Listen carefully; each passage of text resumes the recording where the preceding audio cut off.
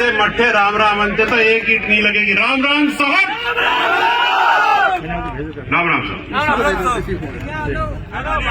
आप सबको मेरा प्रणाम। दादा बैठ जाओ, 2 मिनट बात करूंगा। बैठ जाओ भाई साहब, बैठ जाइए, थोड़ी देर के लिए बैठ जाओ। अभी बैठ लो क्योंकि ठाड़े भी करने हैं। सबसे पहले माननीय सम्मानीय घर के सदस्य, हम सबके लाडले प्यारे सचिन जी पायलट को प्रणाम।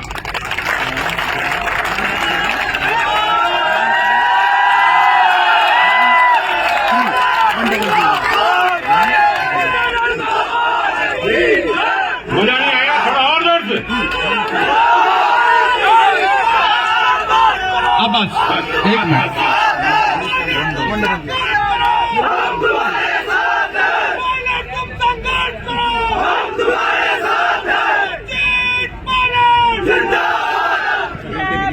भैया हमने साथ दिया, चिंता ही मत करो। बहुत अच्छा, बहुत अच्छा।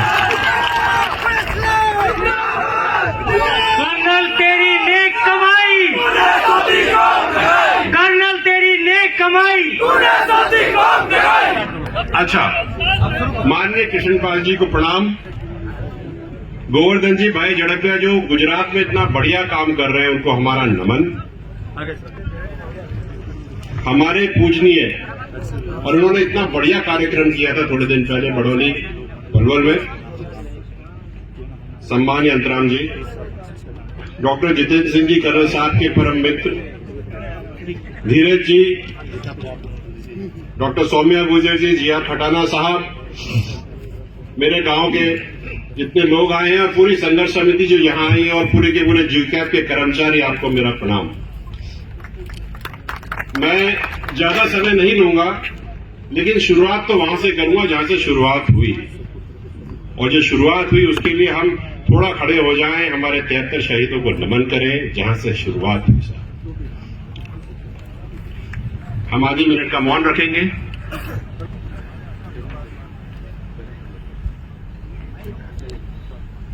ओम।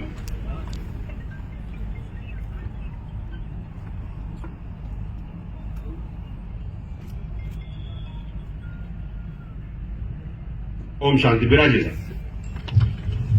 मैं जब भी लोगों को कहता हूं कि शहीदों की याद में हम मौन रखेंगे तो एक धैर्य सा छा जाता है, और जब मैं इन कर्मचारियों को, आप सबको देखता हूं तो मुझे सब लोग कहते हैं कि करीब 25 से 30 हजार या 28 हजार या कोई कहता है 20 हजार, लेकिन उसमें से 80% करीब आरक्षण से लगे हैं। तो सारे शहीदों को नमन कि आपने ये पौध खड़ी करके दी।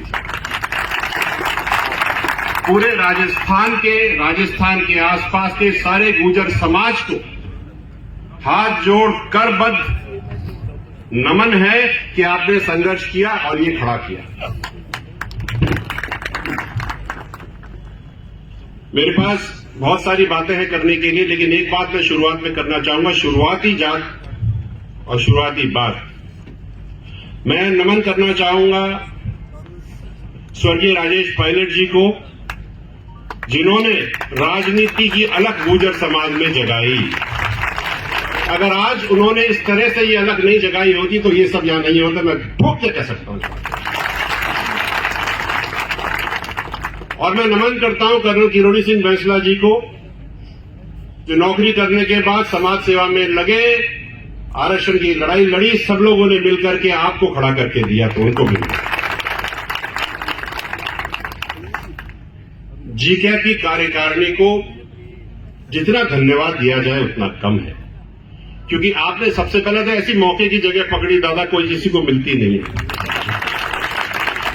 तो कृष्णपाल जी जो कह रहे थे, सही कह रहे थे, करो तो करो, नहीं तो खाल उधेड़ लेंगे, और अभी तो जमीन उधेड़ी है। देखो मेरे पास पैसे वैसे तो है नहीं दादा, लेकिन 2-4 ईंटें मैं भी लगा लूंगा। आप लोगों ने बहुत काम किया, जहां पर भी मैं जाता हूं। सही कहा किसी ने कि जब हम अस्पताल में पहले जाया करते थे, आज से 10 से 11 साल पहले, तो गुर्जर डॉक्टर मिलते नहीं थे। आज तो घुसते हो तो बचते नहीं है। जहां जाओ, चाहे बायोकेमिस्ट्री में चले जाओ, रात को 2 बजे भी किसी का कोई मरीज अगर आता है तो अगर हम फोन करते थे तो कोई ना कोई गुर्जर अधिकारी, कर्मचारी, डॉक्टर, नर्स वहां होता है। ये आपकी जीत है। और कृष्णपाल जी से मेरा एक निवेदन है, नमन है, रिक्वेस्ट भी है कि जिस तरह से देवनारायण योजना राजस्थान में चल रही है, बाकी सारे स्टेट्स में भी चलाओ, आरक्षण मत दो, लोगों को पढ़ाओ। अगर वहां पर स्कूल बनेंगे, अगर हरियाणा में स्कूल बनते हैं गुजरों के लिए, अगर यूपी में बनते हैं, उत्तराखंड में बनते हैं, तो कोई वो दिन नहीं है जब हमको आरक्षण की जरूरत ही नहीं पड़ी, लिख करके हम निकल जाएंगे। हमको आगे पढ़ाना है और आगे बढ़ाना है।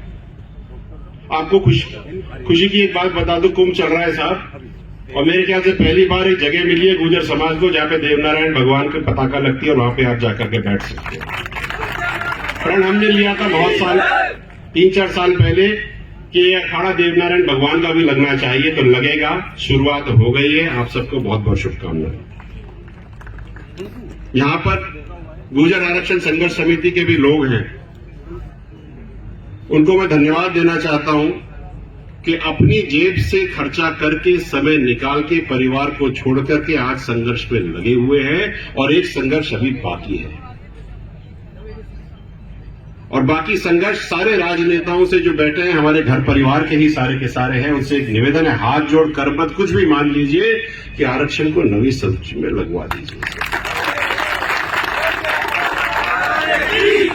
क्योंकि अगर गलती से कहीं अटक गई सुई तो 80% जो आ रहे हैं वो महाराज नहीं आएंगे। और जिस छाती को हम चौड़ा करके बैठे हैं ना, वो छाती में थोड़ी सी दबदबाहट हो जाएगी। देखो, बात तो कड़वी है, करनी पड़ेगी, समाज का मंच है, बात तो करनी पड़ेगी। और बात करते करते एक बात और है कि हम पिछले करीब 2-1 महीने से एक कार्यक्रम चला रहे हैं पूरे राजस्थान में, बोल गुजर मन की बात। तो गांव में जाते हैं और हम लोग बोलते हैं, भैया बैठ जाएंगे, हम सुनेंगे, तू बोल क्या सुनना है, क्योंकि ज्यादातर तो हम लोग भाषण देते हैं, वो सुनते हैं। इस बार हम वहां जाते हैं और वो कहते हैं और हम सुनते हैं। और हर जगह से एक ही बात आती है कि दादा अभी हमारे बच्चे छोटे हैं, 10वीं में पढ़ रहे हैं, 9वीं अनुसूची लगवा दो, ऐसा ना हो कि जब वो नौकरी के टाइम पे आए तो आरक्षण ही चला जाए। तो इस पर हमको विचार करना चाहिए, हमें कमर कस के लड़ाई लड़नी चाहिए। और एक बात और कहूं, मैं जितना भी मैं सेक्रेटरीट और सिस्टम्स में जाता हूं, वो जब मैं देखता हूं तो मुझे सब लोग एक ही बात कहते हैं साहब, कि बहुत दिक्कत हो रही है नौकरी करने में। पूछते हैं क्या बात है, तो आप सब मेरी बात का अनुसरण करोगे कि आप सब अपवाद हो सिस्टम में, आपने लट से नौकरी ली है साहब।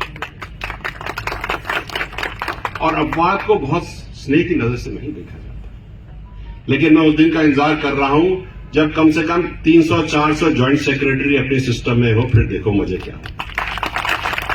जहां जाओ आज पूरे राजस्थान में कहीं ना कोई एक सब इंस्पेक्टर मिल जाता है, कांस्टेबलों की तो कमी ही नहीं है। लोग तो कहते हैं साहब कांस्टेबल तो चाहिए नहीं, गुजर बहुत दिक्कत कर रहे हैं। देखो बात तो सही है कि जो घूमेगा उसको पता चलेगा। इसलिए अच्छा, मैं एक बात और कहना चाहता हूं इस मंच से, गुर्जर समाज में कोई 2 पार्टी 3 पार्टी नहीं है, एक ही पार्टी है, गुर्जर पार्टी।